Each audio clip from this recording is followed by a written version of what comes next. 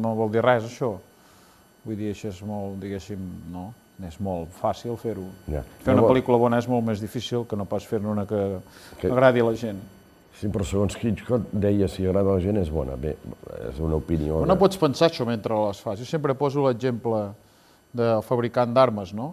Un fabricant d'armes, que és com un director de cine per mi, jo sempre m'hi emmirallo molt, i és una persona que ha de fer la millor arma possible, el més mortífera possible. Vull dir, si es posa a pensar si aquí mataran o vull dir, aquí no se'n farà o si no, ja no fabricaries l'arma, vull dir, saps? Sí, però fixa't que fabrica una arma per matar més gent possible, no per matar dues persones. Però vull dir que sigui el millor possible, saps? Però que mati molta gent. Sí, que sigui el més perfecte possible, el més ben feta possible, i això, si ell hagués de pensar que aquí no se'n farà o amb les víctimes que causarà, ja no la fabricaria.